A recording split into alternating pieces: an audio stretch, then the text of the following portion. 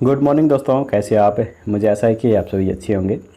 तो चलिए आज हम 29 सितंबर को बनने वाले हरियाणा करंट अफेयर के क्वेश्चनों को रिवीजन कर लेते हैं। तो सबसे पहले तो मैं आपको बता देता हूं कि 29 सितंबर को कौन सा दिन बनाया जाता है। 29 सितंबर को बनाया जाता है वर्ल्ड हार्ट डे, यानी कि विश्व हृदय दिवस के रूप में 29 सितंबर को बनाया जाता है। इस दिन को मनाए जाने के पीछे का मकसद लोगों को हृदय से संबंधित होने वाले रोगों और उनके परिणाम व उनके रोकथाम के लिए लोगों को जागरूक बनाना होता है। तो चलिए चलते हैं हम अपनी वीडियो पर। लेकिन उससे पहले दोस्तों मैं आपको बता दूं कि अगर आपने अभी तक हमारे हरियाणा करंट अफेयर की कोई भी वीडियो मिस की है तो आपको वो वापस से दोबारा देखने की ज़रूरत नहीं है। आप पीडीएफ के रूप में हमारी सभी हरियाणा करंट अफेयर पढ़ सकते हैं। 1 महीने की पीडीएफ आपको 12 रुपये में, 6 महीने की 35 रुपये में, 1 साल की 50 रुपये में मिल जाएगी। सिर्फ एक ही पीडीएफ में आप सबको पढ़ पाएंगे। लिंक डिस्क्रिप्शन में है, आप चाहें तो वहाँ पर जाकर इन्हें डाउनलोड कर सकते हैं। लेकिन अगर आपको डाउनलोड करना नहीं आता है तो आप हमें एक बार व्हाट्सएप पे मैसेज कर दीजिए, हम व्हाट्सएप पे आपको ये फाइल सेंड कर देंगे। हमारे नंबर यहाँ पर हैं 70 270 18 380। तो चलिए चलते हैं आज की वीडियो पर।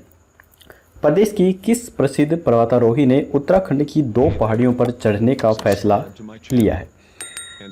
तो ये फैसला लिया गया है अनीता कुंडू ने। यहाँ पर आप फोटो में देख सकते हैं। राष्ट्रपति के द्वारा एडवेंचर के सबसे बड़े तेंजिंग नोर्गे अवार्ड से सम्मानित हिसार के गांव फरीदपुर की बेटी पर्वतारोही अनीता कुंडू हिंदुस्तान के 2 पर्वतों की चढ़ाई करने जा रही है, रदुगेरा और गंगोत्री। इस नाम से 2 पर्वत शिखर हैं जो कि उत्तराखंड में है, उनके ऊपर ये चढ़ाई करेंगी। रदुगेरा की ऊंचाई 5800 मीटर है, वहीं गंगोत्री की जो ऊंचाई है वो 6700 मीटर है। ये दोनों ही टेक्निकली माउंटेन हैं। अनीता ने बताया कि ये अभियान 20 से 25 दिन का रहेगा। तो अनीता कुंडू का यहाँ पर जिक्र हो रहा है तो इनकी उपलब्धियाँ भी हम ज़रूर जान लेते हैं, क्योंकि अगर इनसे संबंधित क्वेश्चन बन रहे हैं तो इनकी उपलब्धियों के बारे में भी पेपरों के अंदर पूछा जा सकता है। तो यहाँ पर 2009 में पर्वतारोहण के बेसिक्स एडवांस के साथ सभी कोर्स अनीता कुंडू ने पास किए थे। संतोपत, कोकस्टेट आदि हिंदुस्तान की अनेकों चोटियों को इन्होंने फतह किया है। 18 मई 2013 को नेपाल के रास्ते माउंट एवरेस्ट भी इन्होंने फतह किया हुआ है। 2015 में चीन के रास्ते एवरेस्ट फतह करने का भी इन्होंने प्रयास किया। 22,500 फीट पे पहुंचने पर भूकंप ने कदमों को रोका। इस त्रासदी में अनीता ने अपने अनेकों पर्वतारोही साथी खोए और यह अभियान कैंसिल भी हुआ था। उसके बाद 2017 में फिर चीन के रास्ते से माउंट एवरेस्ट की चढ़ाई की। 60 दिन के कड़े संघर्ष के बाद 21 मई 2017 को एवरेस्ट फतह किया। नेपाल और चीन दोनों ही रास्तों से माउंट एवरेस्ट को फतह करने वाले हिंदुस्तान की इकलौती बेटी बनने का सौभाग्य इन्हें प्राप्त हुआ है। 2018 में पूरी दुनिया के 7 महाद्वीपों की भी इनके द्वारा चढ़ाई शुरू की गई थी। इसमें एशिया की माउंट एवरेस्ट, अफ्रीका की किलिमंजारो, यूरोप की एल्ब्रुस, अंटार्कटिका की वीनस मासिफ, दक्षिण अमेरिका की अंकागुआ, ऑस्ट्रेलिया की कॉन्स्टेंस पिरामिड शिखर इन्होंने फतह की थी। उत्तर अमेरिका की दिनाली के शिखर से 100 मीटर दूर ही बर्फीले तूफान का सामना भी इन्होंने किया था। 27 सितंबर 2019 को माउंट एवरेस्ट के बराबर की ही ऊंचाई की चोटी माउंट मानास्लू को भी इन्होंने फतह किया था।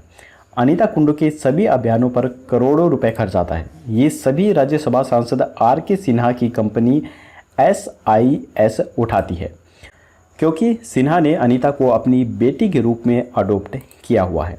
उन्होंने अनीता को अपनी सभी कंपनी, स्कूल, संस्थाएं, हिंदुस्तान समाचार समूह आदि का ब्रांड एम्बेसडर भी बनाया हुआ है। इसके बाद है इस बार स्वच्छता सर्वेक्षण 2021 में स्वच्छता को लेकर प्रतिस्पर्धा बढ़ाने के लिए कितने तरह के प्रेरक दौड़ सम्मान दिए जाएंगे? तो ये सम्मान दिए जाएंगे 5 तरह के। इस बार जो प्रेरक दौड़ सम्मान दिए जाएंगे उनमें सबसे बेस्ट शहर को दिव्या यानी कि प्लेटिनम सम्मान दिया जाएगा। इसके अलावा अनुपम गोल्ड सम्मान दिया जाएगा, उज्ज्वल यानी कि सिल्वर सम्मान दिया जाएगा, उदित यानी कि ब्रांज सम्मान दिया जाएगा और आरोही यानी कि एक्सपायरिंग भी सम्मान दिया जाएगा। ये सभी सम्मान इसमें शामिल होंगे। इनसे स्वच्छता की कैटेगरी निर्धारित की जाएगी। स्वच्छ सर्वेक्षण 2021 में सिटीजन फीडबैक के 1500 अंक को बढ़ाकर 1800 अंक कर दिया गया है। निगम को अच्छे रैंक हासिल करने के लिए जनता को करना होगा संतुष्ट और सफाई का स्पेशल जो मेंटेनेंस है वो भी रखना होगा। इसके बाद है सरकार किसानों से पीआर धान की प्रति एकड़ कितनी क्विंटल खरीद करेगी? तो ये करेगी 25 क्विंटल की खरीद। अनाज मंडी में पीआर धान की सरकारी खरीद न्यूनतम समर्थन मूल्य रेट पर मंगलवार से शुरू हो रही है। सरकार ने किसानों से धान खरीदने का लक्ष्य प्रति एकड़ 25 क्विंटल तक रखा है। साथ ही अनाज मंडी में रेट भी प्रति क्विंटल 2 प्रकार से तय किए गए हैं, जो कि ग्रेड ए का रेट प्रति क्विंटल 1888 से 1868 रुपये प्रति क्विंटल तक रहेगा। अनाज मंडी में धान की किस्म 1509 की आवक भी गति पकड़ रही है। रविवार को मंडी में 17,000 क्विंटल तक धान आई है। इसका रेट 1700 से 1950 रुपये प्रति क्विंटल के बीच रहा। इसके बाद है हरियाणा में अब किस झील में बने टापू पर खाना खाने का लुत्फ लोग उठा सकेंगे, जिसे विश्व पर्यटन दिवस पर शुरू किया गया है। तो ये शुरू किया गया है ब्लू बर्ड झील के अंदर। यहाँ पर आप देख सकते हैं ये ब्लू बर्ड झील है और यहाँ पर एक छोटा सा टापू बनाकर एक झोपड़ी बनाई गई है और यहाँ वृक्ष लगाए गए हैं और यहाँ पर जो लाइटिंग करके इसे बेहद ही खूबसूरत बना दिए गए। ये दिन में कैसा दिखता है वो भी मैं आपको दिखा दूंगा। ब्लू बर्ड में 16 एकड़ में बनी झील में अब 20 से 30 लोग बैठकर खाना खा सकेंगे। यहाँ पर नाव भी लगाई गई है जिसमें 8 पैडल वाली और 1 मोटर से चलने वाली नाव है। तो यहाँ पर आप देख सकते हैं दिन में ये नज़ारा कुछ इस प्रकार का दिखाई देते हैं। तो ब्लू बर्ड झील पर हम एक नज़र डाल लेते हैं, इसकी क्या खासियत है। 16 एकड़ के अंदर यह झील बनी हुई है। झील के बीचों बीच ये टापू यहाँ पर बनाया गया है। 5.5 से 6 फुट तक की इस झील की गहराई है। सिरसा दिल्ली बाईपास पर हरियाणा टूरिज्म ने ब्लू बर्ड टूरिज्म केंद्र को वर्ष 1995 में स्थापित किया था। कुल 9 बोट यहाँ पर लगाई गई हैं, जिनमें से 8 पैडल वाली हैं और 1 बोट मोटर से चलने वाली है। यहाँ पर होटल एवं रेस्टोरेंट की सुविधा भी अवेलेबल है। इसके बाद है रिन्यूएबल्स एनर्जी डेवलपमेंट एजेंसी और इंडियन ऑयल कॉरपोरेशन लिमिटेड मिलकर पराली से कितने कंप्रेस्ड बायोगैस बनाएंगे।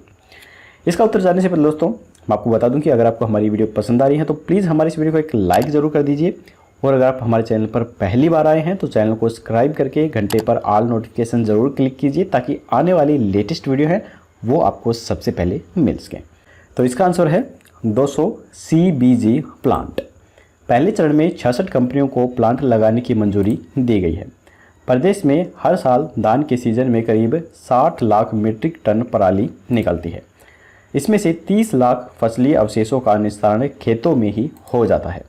बाकी 30 लाख मीट्रिक टन फसली अवशेष किसानों द्वारा जलाए जाते हैं। योजना के मुताबिक पहले चरण में 26 लाख टन पराली प्रबंधक वाले 66 प्लांट लगाए जाएंगे। इनमें कंप्रेस्ड बायोगैस के अलावा फर्टिलाइजर भी बनेगा। ऑयल कंपनियों ने अपने पेट्रोल CNG पंपों पर कंप्रेस्ड बायोगैस बेचने का भी फैसला लिया है। CBG प्लांट लगाने वाली कंपनियों को यह गारंटी दी गई है कि उनकी कंप्रेस्ड बायोगैस को 46 रुपये प्रति किलो के हिसाब से खरीदा जाएगा। IOCL ने जिन 66 कंपनियों को मंजूरी दी है उनमें भिवानी, नारायणगढ़, अम्बाला, कुरुक्षेत्र, कैथल, जींद प्रमुख हैं। इसके अलावा यहाँ और भी हैं। मैं इनका नाम नहीं पढ़ रहा हूँ। अगर आप पढ़ना चाहते हैं तो वीडियो को पॉज करके पढ़ लीजिए, क्योंकि अगर मैं इनको पढ़ूंगा तो वीडियो खामखा लंबी हो जाएगी। तो आप पढ़ना चाहते हैं तो वीडियो को पॉज करके पढ़ लीजिए। तो अगला क्वेश्चन है, डॉक्टर डे पर हुए सर्वे के अनुसार गुरुग्राम में कोरोना काल में बेटियों की जन्म दर 940 से गिरकर कितने पर पहुंची है? तो ये पहुंची है 906 पर। 2020 में महीनेवार जो स्थिति थी वो पूरी स्थिति मैं आपको बता देता हूँ। जनवरी में यह 924 थी, फरवरी में 940 हुई, मार्च में 940 और अप्रैल में 926 हुई, मई में 917, जून में 911, जुलाई में 908 और अगस्त में 906 हो गई। तो ये यहाँ पर जो संख्या है वो काफ़ी कम होती चली गई है। अब हम साल के अनुसार भी देख लेते हैं। वर्ष 2017 में लिंग अनुपात 904 था, 2018 में 900 हुआ, यहाँ पर कम हो गया, फिर 2019 में बढ़ गया 910 हो गया और 2020 में फिर कम होकर 906 हो गया। तो ये जो आंकड़े हैं 2020 के अगस्त तक के जो आंकड़े ये यहाँ पर 2020 के दिखाए गए हैं। तो चलिए अब हम अगला क्वेश्चन देख लेते हैं। अगला क्वेश्चन है, केंद्र सरकार की उड़ान 3 योजना के तहत प्रदेश के किस जिले में डोमेस्टिक एयरपोर्ट टर्मिनल बनाया जाएगा? तो ये टर्मिनल एयरपोर्ट बनाया जाएगा अम्बाला के अंदर। केंद्र सरकार की उड़ान 3 योजना के तहत अम्बाला में डोमेस्टिक एयरपोर्ट टर्मिनल बनाने के लिए प्रशासन की पहली पसंद एयरफोर्स स्टेशन के साथ सेना की खाली ज़मीन है। यहाँ पर एयरपोर्ट के लिए टर्मिनल का निर्माण भी किया जा सकता है। ज़मीन हासिल करने के लिए अब गृह मंत्री अनिल विज ने रक्षा मंत्री राजनाथ सिंह को पत्र लिखा है। यदि रक्षा मंत्रालय यह ज़मीन प्रदान करता है तो एयरपोर्ट टर्मिनल का निर्माण जल्द शुरू हो सकता है। एयरपोर्ट टर्मिनल बनाने के लिए प्रशासन को 10 एकड़ ज़मीन की दरकार है। एयरफोर्स स्टेशन के साथ स्थित गांव गरनाला व बरनाला के पास सेना की काफ़ी ज़मीन है, जहां इस समय जंगल हैं। इस ज़मीन का उपयोग सेना के द्वारा अभी तक नहीं किया जा रहा है। यही वजह है कि अब इस ज़मीन को हासिल करने के लिए कवायद शुरू कर दी गई हैं। रक्षा मंत्रालय यदि हामी भरता है तो इस ज़मीन के बदले राशि का भुगतान किया जा सकता है। गत दिनों प्रशासन के द्वारा क्षेत्र का पूरा सर्वे किया गया था और इसके बाद मामले की रिपोर्ट गृह मंत्री अनिल विज को सौंपी गई थी। अब मंत्री विज ने यह प्रपोजल रक्षा मंत्री राजनाथ को भेजा है। टर्मिनल का निर्माण केवल यात्रियों के बोर्डिंग व डी बोर्डिंग के लिए ही किया जाएगा। रनवे एयरफोर्स स्टेशन का ही होगा यहाँ पर। इसके बाद है, हाल ही में औद्योगिक नगरी फरीदाबाद के किस युवा क्रिकेटर ने आईपीएल में 31 गेंदों पर 53 रनों की यादगार पारी खेली है, जिसमें 7 छक्के शामिल रहे हैं? तो ये खेली है राहुल तेवतिया ने। तो यहाँ पर आप फोटो में भी देख सकते हैं। इसी कारण से सेक्टर 8 निवास पर देर रात तक खुशियों भरा माहौल भी यहाँ पर हो रहा था। राहुल जिला अदालत में प्रैक्टिस करने वाले एडवोकेट्स केपी तेवतिया के पुत्र हैं। हरियाणा के करनाल जिले की नीसिंग तहसील का कौन सा ऐसा पहला गांव है जो लाल डोरा मुक्त हुआ है? तो काफ़ी इंपॉर्टेंट क्वेश्चन है, इसे अच्छे से याद करके रखिए। ये हुआ है सिरसी गांव। 2 अक्टूबर को राज्य में 242 गांव व 3 शहरों को लाल डोरा मुक्त किया जाएगा। राष्ट्रीय पंचायती राज दिवस और महात्मा गांधी की जयंती पर 2 अक्टूबर को प्रधानमंत्री नरेंद्र मोदी की स्वामित्व योजना लॉन्च होगी। इसके तहत देश के हर जिले के 11-11 गाँव को लाल डोरा मुक्त घोषित किया जाएगा। हरियाणा इस योजना की शुरुआत करने वाला पहला राज्य है। हरियाणा के करनाल जिले की नीसिंग तहसील का सिरसी ऐसा पहला गांव है जो लाल डोरा मुक्त हो चुका है। इस दिन हरियाणा के 22 जिलों के 242 गांव तथा 3 शहरों करनाल, जींद व सोहना को लाल डोरा मुक्त घोषित किया जाएगा। गांधी जयंती पर हरियाणा सरकार की स्वामित्व योजना का लोकार्पण प्रधानमंत्री नरेंद्र मोदी के द्वारा किया जाएगा। प्रधानमंत्री नरेंद्र मोदी की स्वामित्व योजना का जन्म हरियाणा के गांवों को लाल डोरा मुक्त बनाने की योजना के साथ ही हुआ था। पूरे देश में हरियाणा की इस योजना को सराहा गया। स्वामित्व योजना के तहत लाल डोरा के दायरे में आने वाले संपत्तियों की रजिस्ट्री हो सकेगी तथा उनकी खरीद फरोख्त शुरू होने के साथ ही बैंक लोन भी दे सकेंगे। इसके बाद है, युवाओं को दिशा देने के लिए मुख्यमंत्री मनोहर लाल ने शहीद भगत सिंह जयंती के उपलक्ष्य में ग्रामीण युवा मंथन वेबिनार का आयोजन किया है। यह वेबिनार किसकी ओर से आयोजित किया गया था? तो ये आयोजित किया गया था यूथ फॉर न्यू हरियाणा की ओर से। शहीद भगत सिंह जयंती की पूर्व संध्या पर यूथ फॉर न्यू हरियाणा की ओर से ग्रामीण युवा मंथन वेबिनार में नई दिल्ली के हरियाणा भवन से जुड़े। इसमें राज्य के 22 जिलों से युवाओं ने शिरकत की थी। सीएम ने इस मौके पर युवाओं को बताया कि राज्य में करीब 4000 वीटा के बूथ खुलेंगे और उनमें बिक्री के लिए हर तरह का सामान अवेलेबल हो सकेगा। इन बूथ के लिए युवाओं से आवेदन मांगे जाएंगे। तो यहीं पर दोस्तों हमारे आज के हरियाणा करंट अफेयर के क्वेश्चन खत्म होते हैं। अब हम कल का क्वेश्चन देख लेते हैं। कल हमने आपसे पूछा था कि किस यूनिवर्सिटी के कर्नल को एनसीसी का ऑनरेरी कर्नल रैंक दिया गया है। तो इसका जो राइट आंसर है वो मैं आपको बता देता हूँ। इसका राइट आंसर है पीयू यूनिवर्सिटी, यानी कि पंजाब यूनिवर्सिटी के कर्नल को दिया गया है। पंजाब यूनिवर्सिटी के वाइस चांसलर प्रोफेसर राजकुमार को नेशनल कैडेट कोर्स की ओर से ऑनरेरी कर्नल रैंक दिया गया है। गजट नोटिफिकेशन के जरिए भारत सरकार यह रैंक उन लोगों को देती है जो एनसीसी कैडेट्स को मोटिवेट कर सकें और आगे एनसीसी की एक्टिविटीज़ में अपना सहयोग भी दे सकें। Director general NCC lieutenant general Rajiv Chopra की ओर से ऑनरेरी रैंक और सर्टिफिकेट पंजाब, हरियाणा, हिमाचल प्रदेश और चंडीगढ़ की एनसीसी डायरेक्टर के मैनेजर जनरल बेजी बैत्यू और group commander brigadier Harsh Chhibber ने वीसी प्रोफेसर कुमार को दिए हैं। तो चलिए अब हम देख लेते हैं आज का क्वेश्चन। आज का क्वेश्चन है कि हरियाणा के किस जिले में दुनिया का पहला स्टील का गुरुद्वारा बनाया जाएगा। तो यहाँ पर 4 ऑप्शन है, कैथल, सिरसा, हिसार या फिर फतेहाबाद में। आपको राइट ऑप्शन हमें कमेंट बॉक्स में बताना है। कल की वीडियो में आपको इसका जवाब मिल जाएगा। तो दोस्तों आज की वीडियो यहीं पर खत्म होती है। अगर आपको वीडियो पसंद आई हो तो लाइक जरूर कीजिएगा और अपने दोस्तों के साथ शेयर करना बिल्कुल मत भूलिए। तो चलिए कल मिलेंगे ऐसी ही एक और नई वीडियो के साथ। तब तक के लिए जय हिंद, जय भारत।